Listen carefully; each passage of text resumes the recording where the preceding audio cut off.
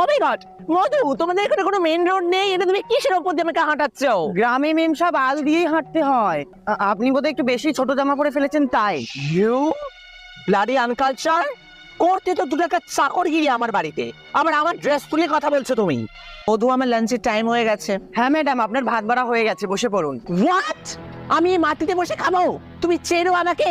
তুমি জানো আমার বাবা কত বড় লোক, আমার বাবার কতগুলো ইন্ডাস্ট্রি আছে, লন্ডনে কতগুলো বাড়ি আছে। ও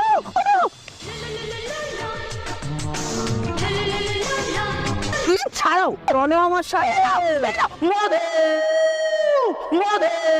মেম সাহেবের গলা, মেম সাহেবের কোনো বিপদ হয়েছে।